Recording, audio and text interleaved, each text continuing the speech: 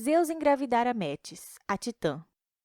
Temendo um oráculo que decretara ser um menino que iria depô-lo, Zeus enganou Metis e a engoliu. Mas a criança continuou a nascer dentro de Zeus, até que, por fim, ele veio a sofrer de dores de cabeça tão atrozes que convocou Hefestos, o ferreiro, para rachar-lhe o crânio com um machado. Com um grito de batalha selvagem, Atena saltou para fora, inteiramente armada. Essa é a versão de Hesíodo sobre o mito do nascimento de Atena, deusa da sabedoria, da coragem heróica e da criatividade prática na mitologia grega. Mais do que uma entidade religiosa, os mitos de deusas e deuses na antiguidade refletiam e esclareciam aspectos e experiências do comportamento humano. Mas, e aí? O que significa ter uma deusa como Atena como arquétipo interior? Como isso se manifesta na vida psicológica de mulheres e homens? O que isso quer dizer na prática? Hoje, nós vamos dar nomes a esses conteúdos internos que podem ditar a forma como você leva a sua vida. Oi, esse é o Imago Mundi, o podcast da Inspira. Aqui, como em todos os nossos canais, a gente produz conteúdo de auxílio no processo do autoconhecimento, articulando elementos da mitologia, da escrita terapêutica, da psicanálise e da psicologia analítica. Se você gosta desses assuntos, já clique no botão curtir e siga a gente aqui também, porque esse conteúdo foi feito para você. Já vou aproveitar para te apresentar o nosso livro, O Livro de Afrodite, um guia arquetípico para o reencontro com a divindade interior. Se esse assunto te interessa, dê uma olhada no link na descrição. Agora que a gente já conversou sobre os arquétipos, suas aparições na mitologia e as influências que eles exercem sobre nossos comportamentos e padrões psíquicos, vamos começar a comentar sobre o que significa ter cada deusa como arquétipo predominante. Hoje, você vai ouvir uma análise da deusa Atena e do que ela representa à luz do autoconhecimento. Os mecanismos de defesa que a pessoa que se identifica com esse arquétipo utiliza, os tipos de consciência que ela ativa, os padrões que ela repete, o que podemos aprender com o mito e os possíveis caminhos de crescimento para quem vive sob esse modelo de comportamento. Fique com a gente e descubra, será que você tem uma Atena dentro de você? Quem tem Atena como arquétipo dominante costuma ser aquela pessoa que planeja e executa. Essa é uma personalidade prática, disciplinada, ambiciosa, competitiva, incansável, que costuma analisar bem o que quer e buscar os pontos que precisa para chegar lá. Se guiando pela tríade análise, planejamento e execução, essa pessoa costuma simplificar tudo, até os próprios sentimentos. Se você se identifica com a deusa Atena, é muito raro que você se permita ser levada ou levado por uma emoção. Em algumas situações, isso pode te render o título de coração de gelo. Em outras, você vai descobrir que isso pode ser uma verdadeira bênção, te capacitando a agir da maneira mais inteligente e impessoal em momentos de caos. É o tão famoso autocontrole. A pessoa que se enxerga no mito de Atena dá bastante valor à educação, cultiva a sua intelectualidade e independência e a sua capacidade com as palavras costuma ser uma das suas armas mais poderosas. Os momentos de solitude costumam ser necessários na agenda dessa pessoa, para que ela possa se lembrar de quem é e dar livre vazão ao que realmente tem prioridade para ela, que é quase sempre a sua necessidade de se realizar na vida profissional. E, como consequência disso, se realizar também de um modo mais pessoal. Para ela, uma coisa está ligada à outra. Sua capacidade de servir, ensinar, aconselhar e ser útil com o seu conhecimento é a maneira que ela encontra de colocar sentido na vida. É como se buscar o troféu do mundo externo fosse um movimento importante para o seu desenvolvimento psicológico. E ela não se envergonha disso. Ao contrário de outras pessoas com uma mentalidade mais próxima das deusas Deméter, Hera ou Perséfone, cuja vida é voltada para suas relações, a personalidade Atena pensa primeiro em si mesma. Ela costuma ter uma boa relação com a sua ambição e não teme ser classificada como chata ou sabe tudo, por expor a sua inteligência que tanto se esforça para adquirir. Na verdade, ela pensa que os outros é que deveriam se envergonhar da própria ignorância. Você conhece alguém assim? Eu diria que sim. A escritora Joan Didion, a rainha Elizabeth I, a cientista ganhadora do Prêmio Nobel Marie Curie e a ex-primeira-ministra do Reino Unido Margaret Thatcher são alguns exemplos de mulheres que tinham ou têm a deusa Atena como arquétipo preponderante. Hoje, existe um movimento impulsionando um despertar coletivo de Atena. É uma convocação coletiva que pode ser percebida quando analisamos a sociedade. A mulher Atena é vista em combate como nunca antes na história do Ocidente. Elas estão por toda parte. Pela primeira vez, você vê numerosas Atenas chefiando empresas, sendo referência nas discussões sobre sociedade, política e cultura, se destacando em invenções nas áreas da farmacologia, editorando jornais, divulgando conhecimento, analisando dados, criando estratégias de mercado e dirigindo instituições financeiras. Se, por um lado, o arquétipo depende de um ambiente externo fértil para florescer, podemos dizer que, de um modo geral, esta é a hora certa e o lugar certo que qualquer mulher Atena escolheria para nascer ao longo da história da humanidade até hoje. De acordo com os autores Jennifer e Roger Woolger, a energia complexa de Atena é chamada em sociedades agressivas, ambiciosas e altamente civilizadas, como são as sociedades ocidentais deste início do século XXI. Nascida adulta e trajando uma armadura completa, Atena é uma deusa que já nasce pronta para a guerra. Mas não a guerra bárbara e hostil, dominada pela raiva desordenada de Ares. Atena era a deusa da guerra justa, delimitada por regras e estratégias. Ela é o domínio do instinto pela inteligência. E é esse o convite que Atena propõe para as mulheres e homens nesse momento histórico, como um lembrete do pacto civilizatório e de que o humano se diferencia dos outros animais justamente pela complexidade e pelo uso da sua consciência. Freud tem uma frase que diz: "A inteligência é o único meio que possuímos para dominar os nossos instintos." E em tempos de terrorismos, ameaças aos direitos e liberdades individuais e fundamentalismos de todos os tipos, ouvir a mensagem de Atena é exatamente isso: recordar que somos os sujeitos da história, e não objetos das narrativas alheias ou das narrativas unilaterais que criamos nas nossas próprias cabeças e que trazem como consequência o aumento das hostilidades e a perpetuação do ódio. Atena abomina qualquer demonstração de força que não passa pela peneira da consciência mais instruída e elevada. Uma resposta do Dalai Lama sintetiza bem o que queremos exemplificar aqui como o auge da consciência de Atena. Uma vez perguntaram ao líder espiritual budista qual seria a melhor conduta a tomar se um malfeitor entrasse na sala onde estavam e ameaçasse os ocupantes com um revólver. E a resposta foi: "Eu atiraria nas pernas dele para neutralizá-lo. Depois, iria até ele e lhe acariciaria a cabeça, oferecendo-lhe cuidados." A resposta brincalhona revela que uma ação enérgica é o suficiente para deter o mal, e que injetar mais hostilidade e ódio na situação não só é inútil, como nefasto. É como o monge Mathieu Ricard nos ajuda a entender. Assim como proposto pelos budistas, a consciência de Atena é a consciência do caminho do meio, do justo equilíbrio. No entanto, nem sempre a nossa Atena interior vai nos motivar a agir assim, sobretudo quando abre mão da consciência individual e se enxerga apenas como uma peça dentro de um jogo de xadrez, à disposição das mãos invisíveis que orquestram tudo. Por aceitar a realidade como é e entender que deve se adaptar a ela, a pessoa Atena às vezes se perde no argumento de que não fui eu quem criei as regras do jogo, eu apenas jogo e faço o que deve ser feito. Mas esse é um comportamento bastante reducionista para o todo que abrange essa divindade. Em 1961, o mundo assistiu ao julgamento do tenente nazista Adolf Eichmann, que durante a Segunda Guerra Mundial organizou o transporte de milhões de judeus para os campos de extermínio.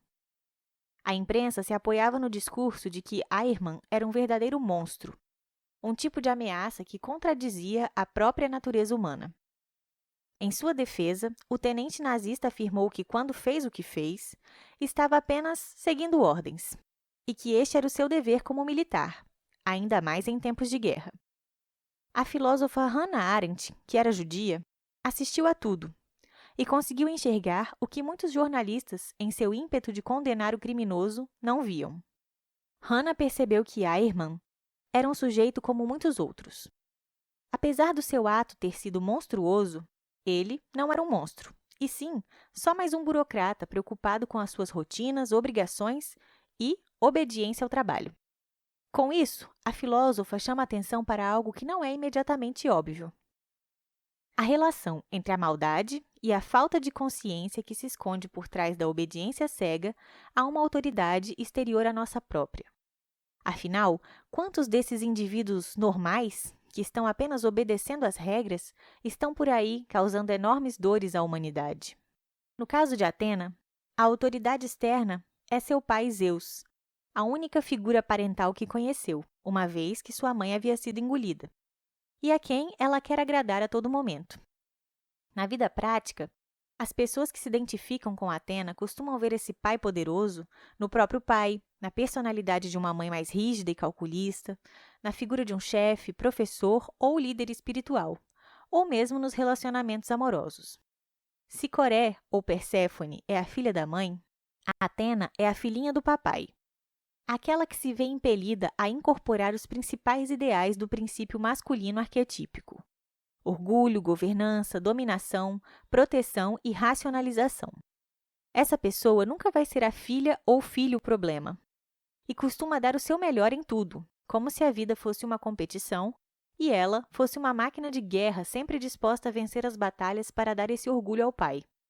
Zeus concede a ela suas armas mais poderosas e divide com ela inúmeros títulos. Em contrapartida, ela se torna uma refém da autoridade e do apreço desse pai poderoso. Sua fidelidade a ele é também a sua fraqueza. Quando alguém revela uma verdade não muito aceitável sobre Zeus, Atena perde a compostura e transforma a insultadora em uma aranha. Esse é o centro narrativo do mito de Aracne. O processo simbólico para a libertação de Atena passará, então, pela etapa de silenciar o pai, matar a projeção desse poder como algo que está fora e fazê-lo renascer dentro de si.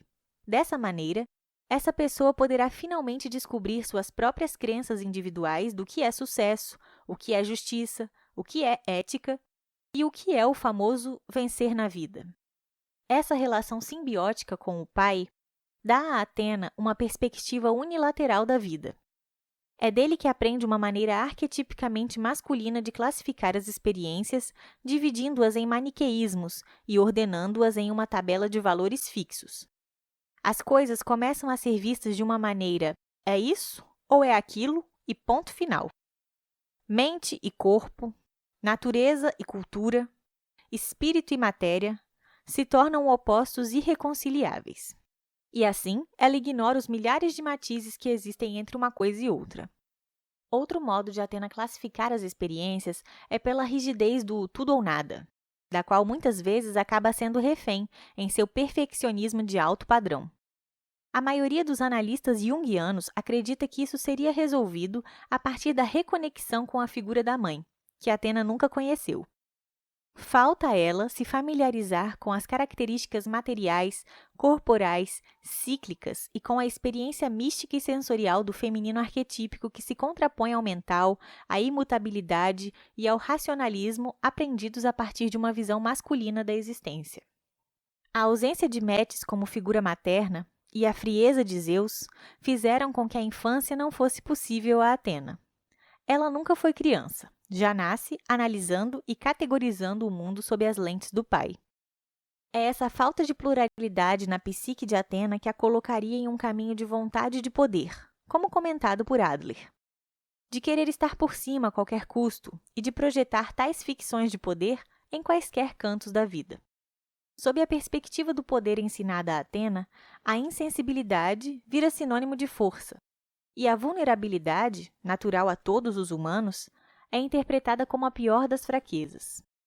Jin Shinoda lembra que, na percepção de alguns indivíduos Atena, bom coração, neurótico ou sensível são adjetivos para descrever o que eles veem como perdedores. A armadura pesada e grossa que Atena usa para se proteger do mundo que só entende como objeto falho É a mesma que torna a donzela que a veste cada vez mais exausta e indefesa. Mostrando ao mundo o que ela pensa que deve ser mostrado, essa pessoa reprime um vasto universo de emoções, conhecimentos e sabedorias internas que dão inteireza à vida, e cuja integração seria a responsável por gerar a verdadeira força. No entanto, aos olhos de quem está fora, a pessoa Atena parece estar no topo, e ela mesma se engana nessa aparência. Então, ela olha para dentro e pensa: isso é só coisa da minha cabeça, para de drama. A racionalização é o principal mecanismo de defesa criado pelo ego de Atena para se proteger de dores e desilusões. Esse mecanismo funciona quando uma pessoa busca argumentos aparentemente lógicos e justos para explicar um comportamento, emoção ou reação. Dessa maneira, tentamos enganar a nós mesmos para que possamos permanecer naquele confortável desconforto, sem assumir a nossa responsabilidade naquilo que nos faz sofrer e sem encarar a ferida para começar a tratá-la. No caso da pessoa Atena, isso pode acontecer, por exemplo, quando o indivíduo sabe que agiu de uma forma insensível com alguém, mas conta para si mesmo justificativas que o eximem de assumir a culpa ou de se conscientizar de que existe algo que o afeta nas relações interpessoais. Ele teme puxar a linha que se esconde por trás desse evento e acabar descortinando a história de dor que está oculta. Esse é um caminho de auto-engano que exige sempre mais e mais intelectualizações para que os falsos argumentos se sustentem. Não é raro que as pessoas que se identificam com Atena reclamem de pensar demais, de não conseguir um só segundo de sossego dentro da própria mente. Essas são pessoas que vivem do pescoço para cima, e para quem o corpo é apenas um veículo para a mente. Com isso, ignoram tudo aquilo que diz respeito ao mundo das sensações e perdem inúmeros prazeres da vida. A cabeça, sobrecarregada pela falta do corpo, acaba tendo que digerir tudo sozinha e sofre de enxaquecas terríveis e ansiedades que podem fugir do controle se não forem acolhidas. Atena era a única deusa olímpica retratada usando uma couraça, uma armadura. A couraça que veste fora simboliza a mesma couraça que se forma em seu corpo muscular. A cada vez que ela repele alguma emoção ou memória indesejável do campo da consciência, o corpo se contrai em uma postura defensiva. Quando uma pessoa Atena faz isso por muito tempo, a contração se torna crônica, podendo gerar dores e bloqueios em determinadas áreas do corpo físico e emocional. É o que defendia o psicoterapeuta William Reich. Isso acontece quando a deusa se identifica demais com a sua própria armadura e se esquece que existe uma Atena para além dos conflitos que a demandam no dia a dia. Nessa identificação com a persona e a couraça de guerra, Atena também usa como defesa seu escudo, ou peitoral, decorado com a cabeça de Medusa, a criatura que transformava qualquer um que a olhasse em pedra. Quando a pessoa Atena analisa de maneira racional e crítica e rebaixa a experiência subjetiva daqueles que estão por perto, acaba matando a espontaneidade das interações e distanciando as pessoas com seu excesso de julgamentos e pouca exposição da própria vulnerabilidade. Afinal, como alguém consegue criar laços com outra pessoa se não conseguir acessar o que ela tem de humano? Agindo assim, o indivíduo está sob o efeito Medusa, petrificando as relações com seu olhar de cientista, como se dissecasse um rato. Por trás desse escudo está a donzela, com medo de que as pessoas possam se aproximar demais e machucá-la. É por isso que os relacionamentos da pessoa que tem Atena como deus interior acabam seguindo lógica semelhante à dos seus mitos, onde a deusa rejeita o casamento e qualquer forma de sexualidade, buscando apenas parceiros de armas. Ela é o que os gregos chamavam de companheira de heróis, guiando Odisseu e Perseu em suas jornadas de lutas e glórias. Isso significa dizer que o que Atena mais valoriza num companheiro ou companheira é a sua capacidade de ser o melhor no que faz, correr atrás do que quer, ser o que ela entende como uma pessoa forte e pé no chão, compartilhando com ela ideias, ambições, metas profissionais e lutas. Quando essa deusa é dominante na psique, o casal se relaciona em um plano muito mais intelectual do que emocional ou físico, falando muito pouco sobre sentimentos e demonstrando amor de formas mais pragmáticas, como ao prestar um serviço ou oferecer ajuda. Esse é um tipo de personalidade que, quando equilibrada e integrada com a ajuda de um processo de autoconhecimento, nos dá o foco necessário para aguentar a realidade sem se descabelar, a estratégia para que possamos sair daquilo que nos oprime, a determinação e a disciplina para conseguir realizar os planos que enchem a nossa alma de sentido, a força para lidarmos com as injustiças e guerras pessoais e o centramento para lembrarmos que, apesar de tudo, temos uma consciência e podemos escolher sempre o melhor. Se você se identificou com Athena até aqui, saiba que existem alguns caminhos de crescimento para conseguirmos trazer o melhor desse arquétipo em nós. Alguns deles são o processo de destruir a projeção de poder nos outros e integrá-la em si mesmo, a recuperação da criança interior que foi bloqueada, a reconexão com a mãe e os princípios da ciclicidade, do acolhimento, dos sentimentos intensos da experiência mística da vida e a redistribuição da libido, ou energia psíquica, tirando sua concentração da cabeça e a espalhando pelo corpo inteiro. Isso significa criar um relacionamento amigável com a própria corporalidade e estar atenta a ela. Para escrever o episódio de hoje, usamos como material de apoio os livros As Deusas e a Mulher, de Jean Shinoda Bolen, e A Deusa Interior, de Roger e Jennifer Wooger. Mas, antes de terminar, a gente quer te deixar com uma pergunta para a sua escrita terapêutica de hoje te conectar com Athena. Já pegou o papel e a caneta para anotar? Então, a pergunta é: onde você tem projetado seu poder?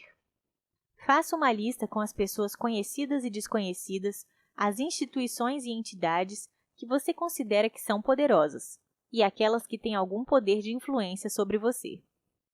A partir disso, observe o que há em comum entre elas e escreva a sua própria definição de poder.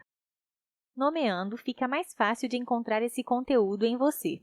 E acabada a projeção, esse poder pode fazer o caminho de volta para o lugar de onde ele veio, dentro de você. Deixe que as respostas venham e tenha uma boa prática de escrita terapêutica.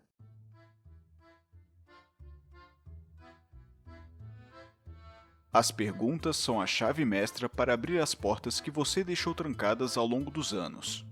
Mas nem sempre é fácil achar a pergunta certa. É por isso que desenvolvemos o Livro de Afrodite. Parte livro, parte caderno, o objetivo dele é te guiar em uma jornada arquetípica de reconexão com partes divinas do seu inconsciente. São 233 sessões de escrita terapêutica. Veja nos links na descrição. Se você chegou até aqui, deixe um comentário. Conta pra gente, qual é a deusa que parece estar guiando suas atitudes na vida? No nosso site, publicamos bastante conteúdo sobre as deusas. Confere lá, www.revistainspira.com. E não se esqueça de curtir, compartilhar esse conteúdo com quem você lembrou e nos seguir nas redes sociais. Isso ajuda muito na divulgação do nosso trabalho. Até a próxima!